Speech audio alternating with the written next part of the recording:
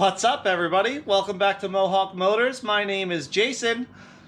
I'm back out in the garage today. I've got a couple hours and I want to try to do some tidying up on the Teen Dream Camaro. And I also want to get these last few parts that I needed for it installed.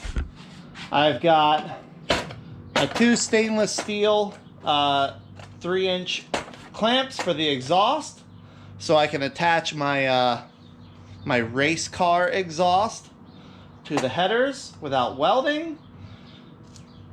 I got my resistors so I can get my alternator wired up to charge. And I've got the fuel pressure sensor so I can get that installed too. So I'm going to get all these put on really quickly, and then we're going to start this thing up and start getting the tuning done. I need to make some adjustments to the throttle body so it will idle better and return to idle better. And we'll also probably start just doing some functionality checks to make sure it's ready for me to actually tuck the wiring away in the car, route it, and put it where I want it to be. So let's get into it. Okay, so first thing I want to do is get my fuel pressure sensor installed. This is just a Holley fuel pressure sensor. It's designed to work with the Terminator X and X Max kits. And my fuel pressure regulator has a port on it already. Super straightforward. Unscrew your gauge. Make sure you don't get any little Teflon paste debris down in the hole. Screw in your sensor.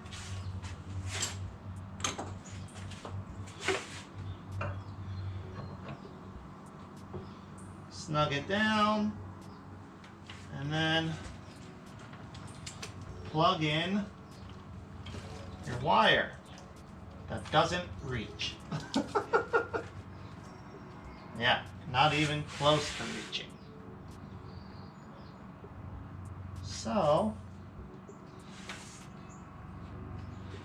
I'm gonna have to move this gauge anyway. I'm gonna just unbolt it from where it's mounted for the time being so I can plug it in and make sure it's functioning, and then I'll have to find a different place to mount it.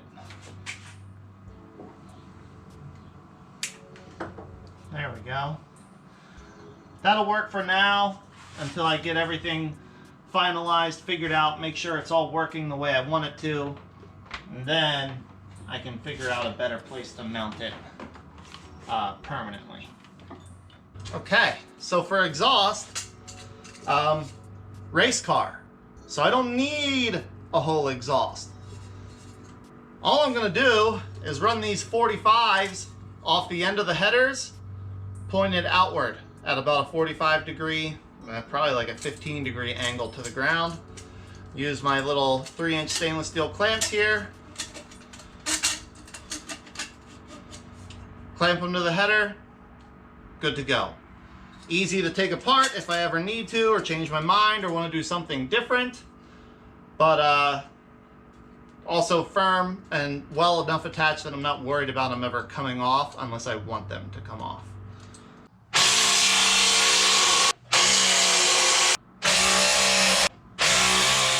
Alright everybody, so the next thing I need to do here, because I want to be able to run the car without this stupid battery charger, is get my alternator wired up to charge standalone, right?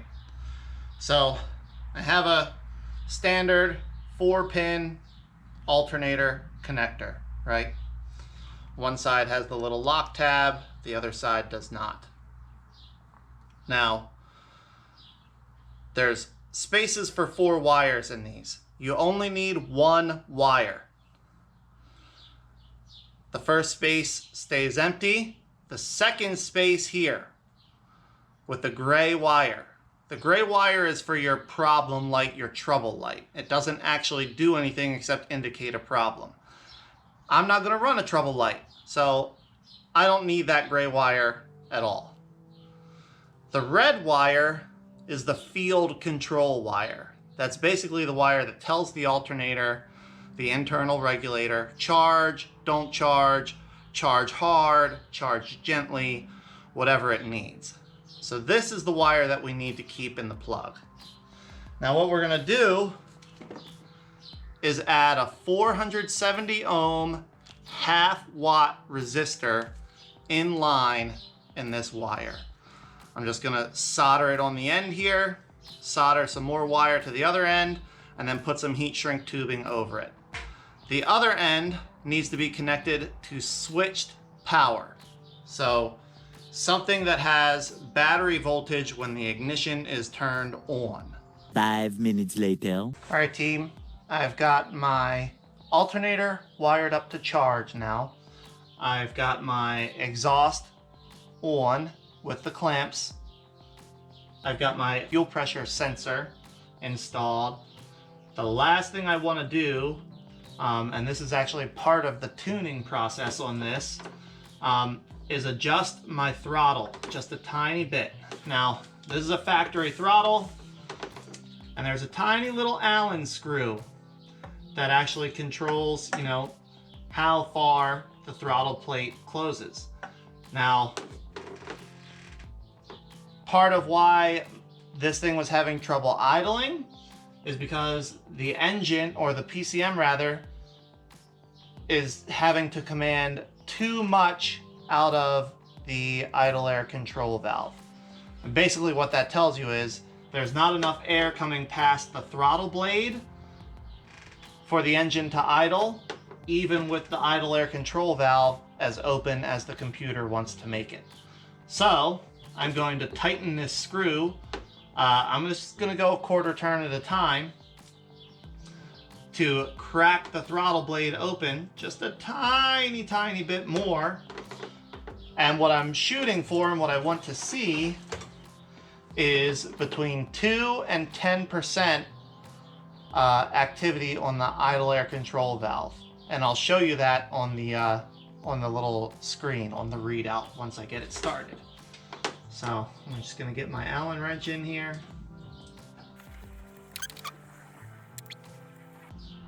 There we go. That's just a little over a quarter turn, so we'll see where that gets us. Okay, got everything done that I wanted to do. Now it's time to start it up. We'll let it get to operating temperature, and then we'll try to do a little bit of refinement in the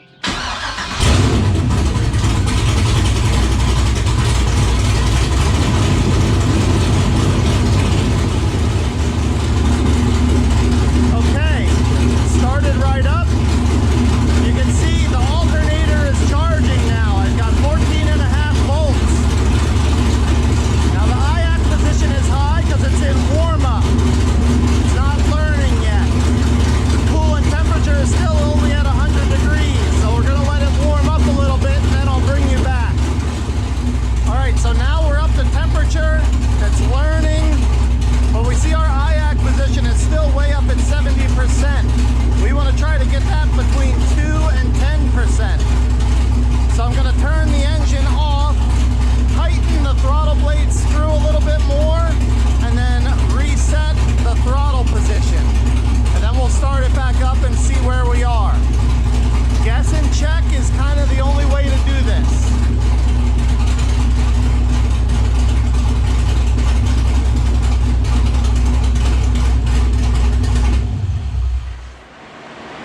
Okay, so I went about a third of a turn tighter to open the throttle blade a little bit more. Now I need to go to Wizards, TPS auto set. Make sure the engine is on and the ignition is on, the engine is not started. Hit start.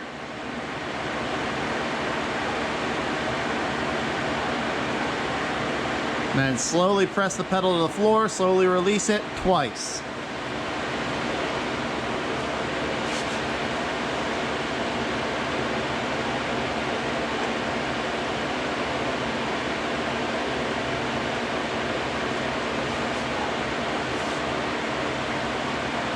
Then you hit next.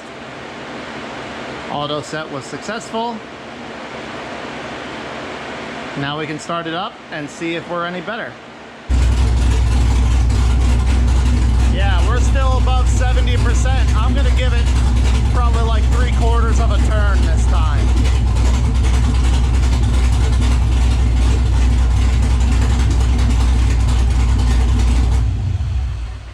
Twenty minutes later.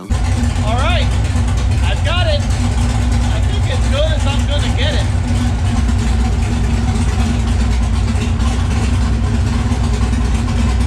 IAC position is staying at 5%. I have the idle set to 760 RPM. So I was able to balance my desired idle with the adjustment screw to get it right there, and I'm happy with it there. So that's how I'm gonna keep it.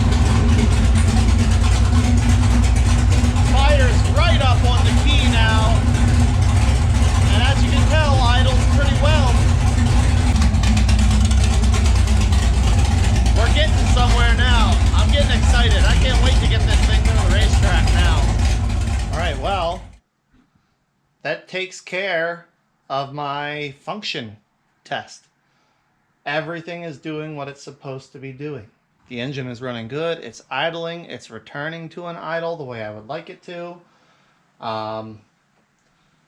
It needs to be driven to map the rest of the fuel tables, but for now, it's good enough.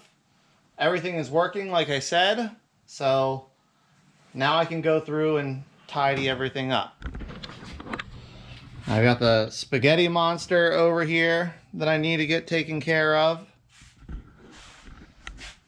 I really want to have the computer mounted inside the passenger compartment, so I can hopefully, I think there's enough wire that I can get it run through the little pass-through in the firewall there and tuck it up somewhere that I'll be able to see the LEDs and have it mounted securely.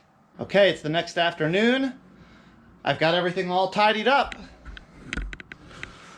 I had to relocate my fuel pressure regulator. I just built a simple bracket that uses one of the coil pack mounting bolts. I got all the wires all tucked away, run neatly, where they're not gonna get rubbed or chafed or bumped or anything like that. Got my vacuum hose run inside to the control module. Got my powers and grounds hooked up. Oh, I need to tighten those. And I've got my PCM in the cabin where I want it. I need to figure out how I'm gonna mount it, but at least I've got it there. I wanna try to just mount it up under the dash there with the LEDs pointed out towards the passenger. So let's see if it'll start.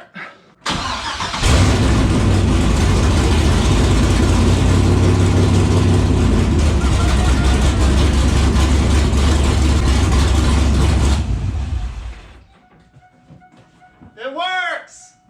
Hooray! All right, so it's the next day. It's actually 4th of July today, Independence Day. And I realized I have a red car,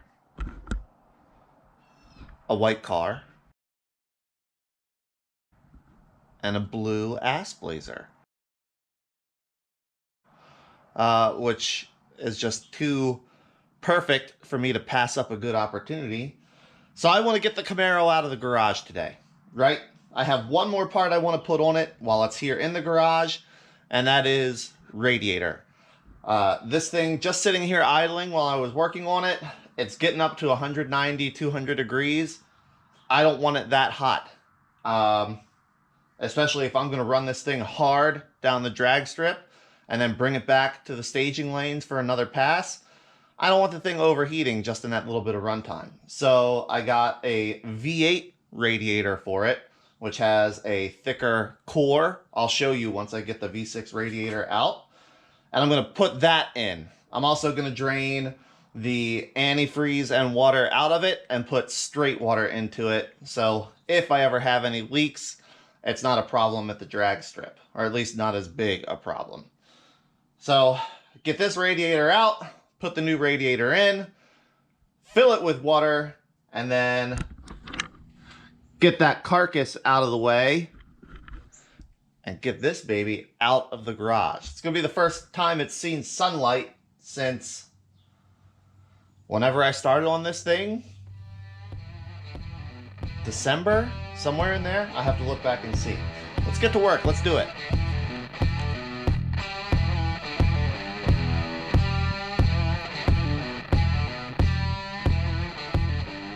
Old radiator out. Let me show you side-by-side comparison of the difference here. So this is the V6 radiator. You can see the core is barely the width of my finger. This is the V8 radiator. This core is twice as thick. So this should do a much better job keeping the engine cool.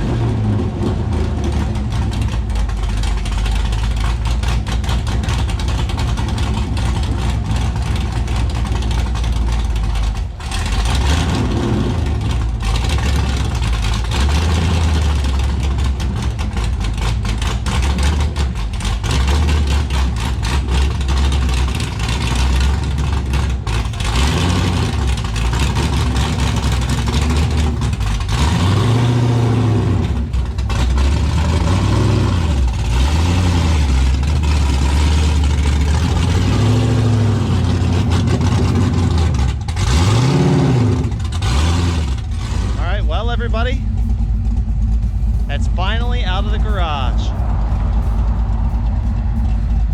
A little 4th of July red, white, and blue for you. Freedom. We still have a little bit of work to do on the Camaro. We got to get the mini spool put in and do some tuning, but we'll save that for another video. Thanks again for watching, and until the next time, take care.